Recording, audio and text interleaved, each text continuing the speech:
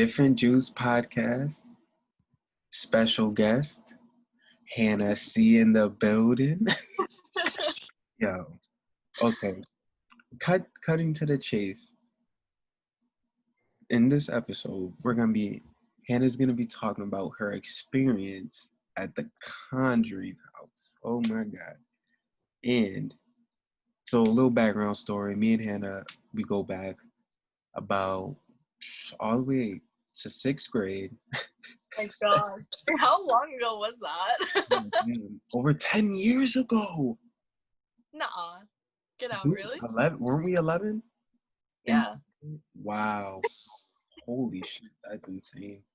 Oh, wow. It's Adele with Jesse. And Jesse Eating the sticky notes and sniffing the eraser shavings. Come on now. Yo, that's hilarious. Okay, so but going to 8th grade was in Miss Brown's class, shout out to Miss Brown, was the time where I don't even know how it got brought up. Where like we would have like weird kids.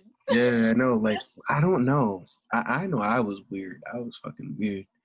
And then I think did you bring in like a pendulum in one day or something? Yeah. Something like that. And then we just started just talking about this shit, and then I was always interested in it with like all the ghost like adventure stuff that you would see on TV. Like you remember A Haunted or A Haunting? Remember those? Yes. Yeah, like shit like that. Yes. So, Hannah, what happened? Like, okay, so do you want me to start like all right. How did you get to the house? First of all, copyright. I do not own this information. No, so the whole entire Conjuring movie is, can we swear in here? Yeah. I don't give a The Conjuring movie is bullshit. There are some things in the movie that are accurate and actually happened, but for the most part, just like any other horror movie that says that it's based on a true story, they still kind of like amp it up to give that scare, that jump, that adrenaline to the viewers. So a lot of it didn't actually happen.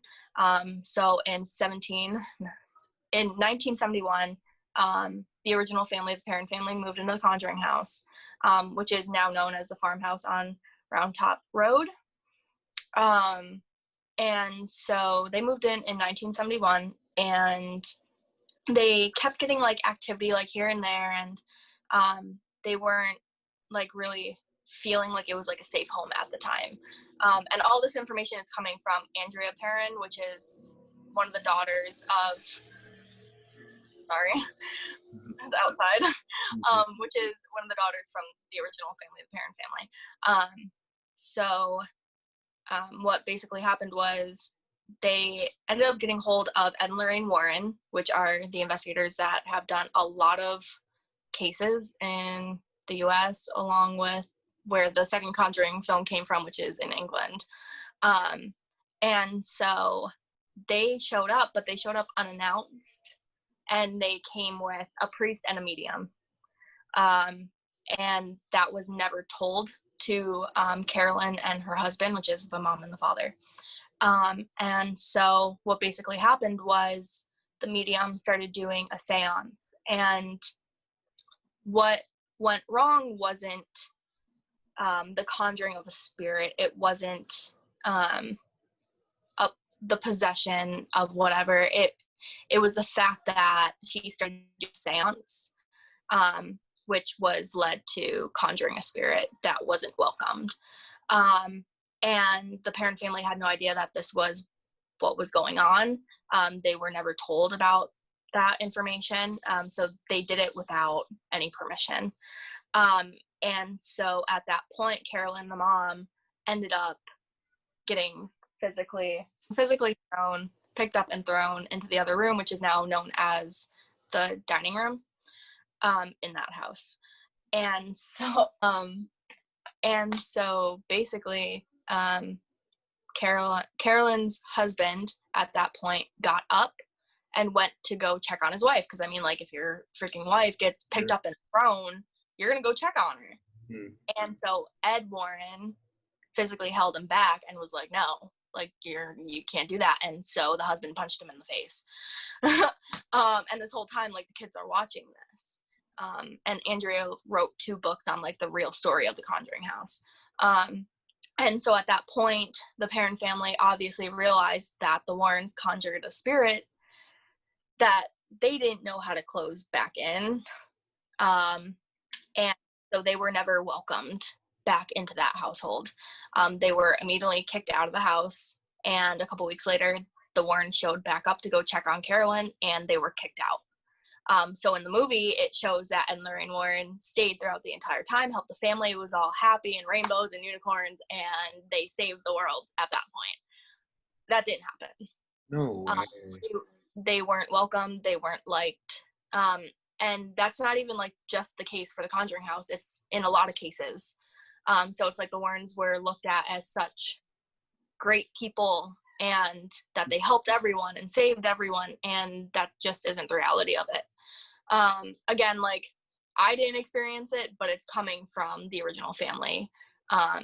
So that's like where this information is coming from. But they believe that the spirit that was conjured during that seance that had taken over Carolyn was known as Bathsheba Sherman, who lived in the house in the early 1800s. She was a witch back in that time, and she was accused of manslaughter of a baby, and all the charges were dropped, but it's believed by the Warrens and like the Perron family that she basically like haunts the land and the property of anyone who owns it, because it's like more of like a protection thing. And honestly, when I was just there on Wednesday, it was found that her name is actually on the deed of the house. So she didn't just live there, but she owned the house at some point in time.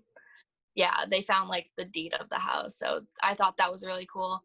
But I mean, like, honestly, like, if I was a witch back in that time and someone accused me of doing something like that, I would have came back into, like, who wouldn't? I would have been pissed, you know? So that's how that happened. There was no, like, possession that lasted the entire time that they lived there. And they ended up moving out in 1980. So they lived there about like 9-10 years. But it was also reported that after that entire seance happened, that one day, there was no extreme paranormal experience that ever happened at that house after. Wow. So again, like in the movie, you see it lasting for the entire time, and it never happened. Yes, like the house does have a lot of spirits. Like it's known that like the land is a portal.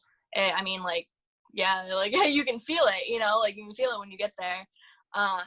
But it's nothing like the movie.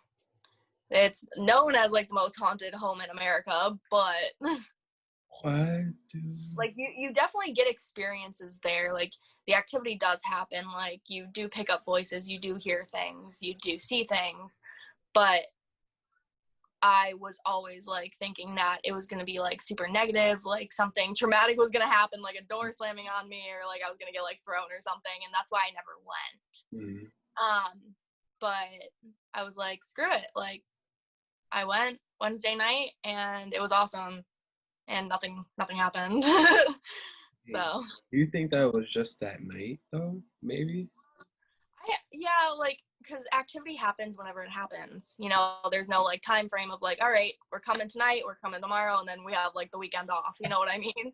Like it's never like that. Just it happens. A lot of the times with spirits and like paranormal activity, there are triggers.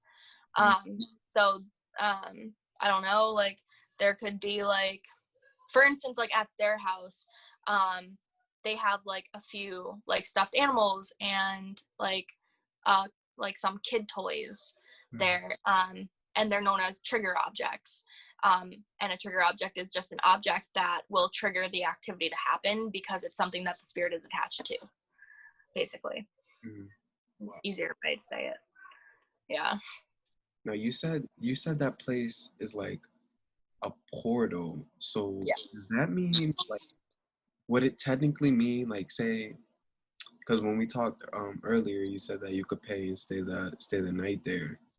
So do you think that since it's a portal, do you think basically if you were to go, it's basically like a hit or miss? You know what I'm trying Like to say? a hit or miss on if you get the activity or not. Yeah, since it's like a Yeah, portal. like not everyone who goes gets activity. I was the only one there, Mm-hmm. along with John Huntington. I was the only one there. I didn't go in a group. It was just me because I'm friends with them.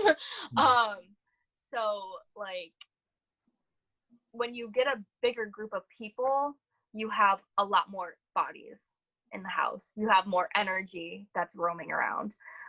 So there could be a situation where like you could have like 20 people in a group and they're all staying the night there, and you don't have to stay the night, it's your choice. But like something within that group could trigger it to be like, all right, I'm slamming the door on this person, I'm gonna touch the person's elbow, I'm gonna do this, I'm gonna do that, you know what I mean? I thought it was kind of like switched, and I was like, all right, well, maybe in like a bigger group, it wouldn't really act up as much because it's like so much. I thought like being like a single person there, more would come out. And like I got like 4 things happen. Like that's about it. Do you want to share them or? Yeah, like so we did an EVP session, which is the videos I sent you. And they connected with me automatically. They said my name 3 times. We'd really like to hear you say Hannah. Can you please say it for us?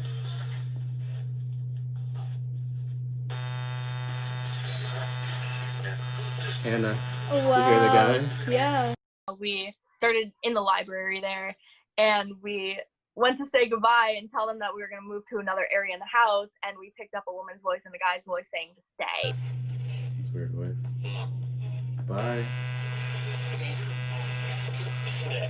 Stay. Ah, Okay, we'll stay. wow. And so we were like, all right, like I guess we're staying in the library. Like, damn, all right. And then when we did say bye, because we were going to go down to the basement and do it there. And when we said bye, there was like a really loud male's voice saying bye. And like people who are probably gonna most likely watch this know me, so they probably already have seen them because I posted them on my Facebook page. And then like we were sitting in the library, and like this is all in the dark. Like we're in the dark. Like there's no lights on, no nothing. And we're sitting in the library, and there was like a flash of light. Like it was like a white light by like the library window, and I was like, dude, like, do you have lights in the backyard? Like, are they like flashing? And he was like, no, why? And I was like, oh, well, this just happened. And then also like sitting in the library, something was like definitely like squeezing my upper arm. I could feel the pressure. Like it was like literally like right around here. Like I could feel the pressure like right here. And that was before John had told me that like a lot of the spirits do touch people's arms. They have one investigator that will go like back and forth from the house investigating, and it likes to touch his elbows down in the basement. Every time he goes downstairs, his elbows will always get touched.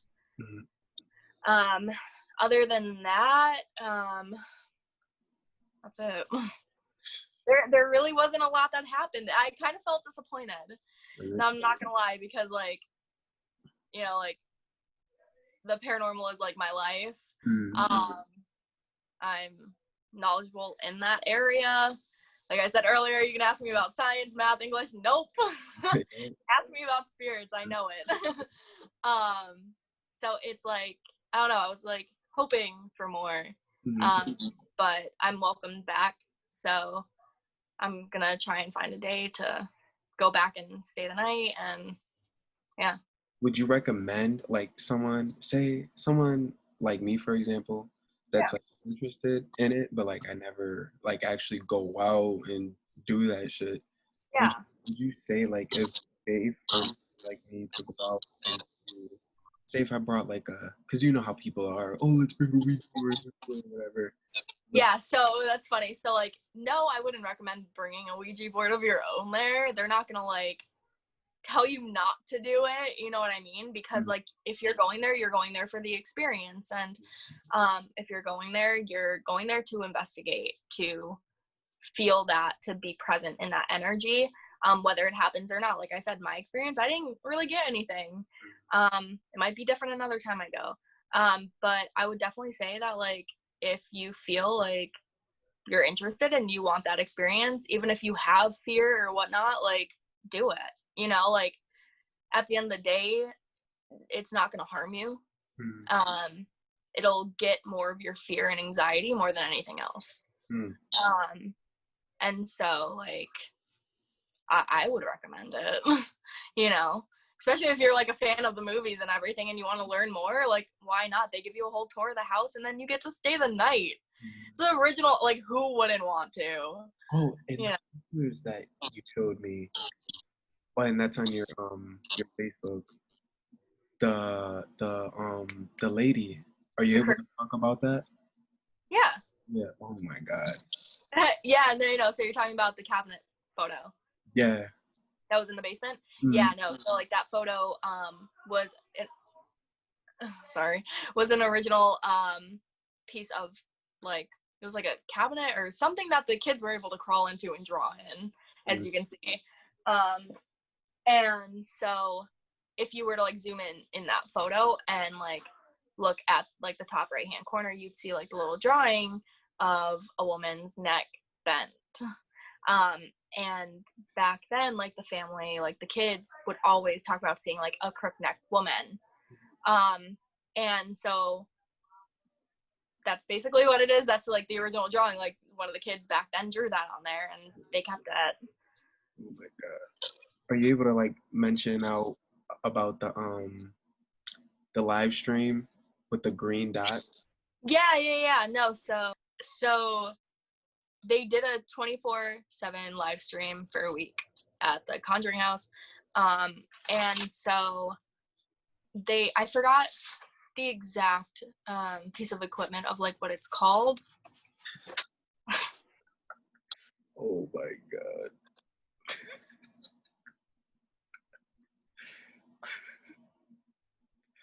Oh my gosh, that is crazy. You can see me? Yeah, I thought I was low enough where you couldn't see me. Yeah.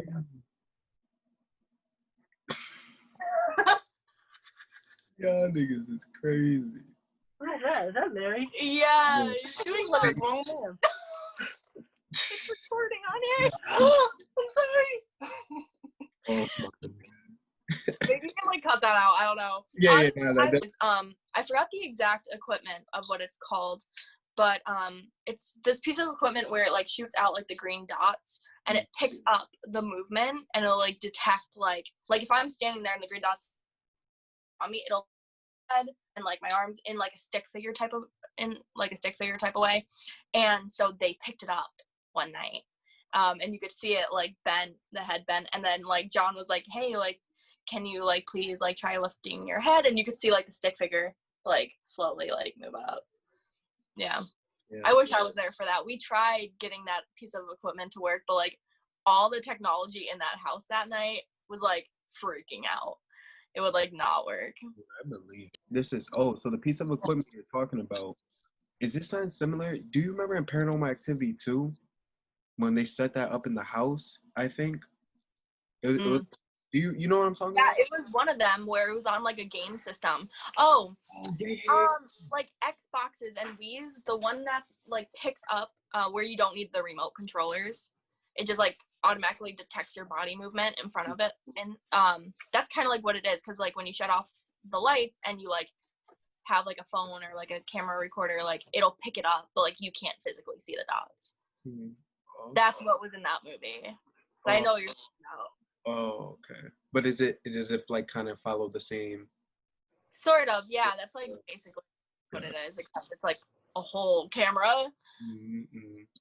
All right, so to wrap it up, Hannah, would you conduct a whole night, like, investigation there?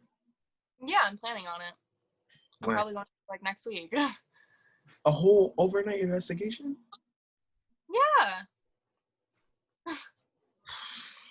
I mean, like, I'm welcomed back. I know. I'm Like, but friends. you're gonna be there at 3 a.m. Yeah. I would have stayed Wednesday night, but I didn't know that I was able to stay the night. And then when I left, John texted me and he was like, "You could have stayed, you know that, right?" And I was like, Oh, now you tell me? "You didn't tell me earlier." Like, While I'm getting in my car, like. I know, because I left at like 1 something. And I got there around like 9. So I was there for a while and like nothing happened. And I was like, what the hell? But and he like ordered the Conjuring movie. We were gonna watch it at the Conjuring house. So we have that planned. But no, like I definitely wanna like when I do say I wanna like record and like actually like keep my phone recording. Oh yeah. Like and see what happens. Cause like a lot does happen at night. I know that. So it'd be interesting to see. Dude, you know, I when I have the balls one day, you have to take me with you. Do it. You know, Seriously. you have to take us with you, dude. Like, oh my God, you are brave. I am too scared to do that, yo.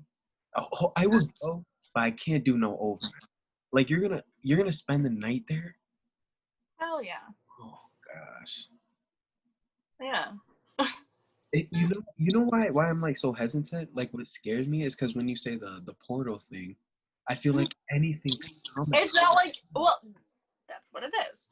It's not like you're gonna like walk in. Like when I say portal, it's not like you're gonna like walk on the property and then you're gonna vanish. Yeah. It's nothing like that. It just means there's always an open like pathway. I mean, when the Perrin family moved out, they were able to research and find out that there were over 12 suicides that happened at the house. Oh, so that was like that's real? Huh? Like in the movie how it talks about like a lot of like death on the property. That's real? That's real. Like a lot of people did die in the house. A lot of people like yeah. Like there were a lot of deaths that happened. So with that, you have a lot of spirits, you have a lot of energy, you have a lot of very low vibrational energies there that are confused, that are lost, that don't really know what the hell is going on. So when that happens, you kind of kick in that like protectiveness of the property, of the house, of the people who live there now. For instance, like Jen, which is the Heinzen family that owns it now. Like Jen, like something really likes her a lot. So they don't know who it is. They don't know what it is, but something from the house really is attached to her. And that's the owner of the house? One of the owners? Yeah, so Jen and Corey Heinzen, they own the house. And they have 2 kids.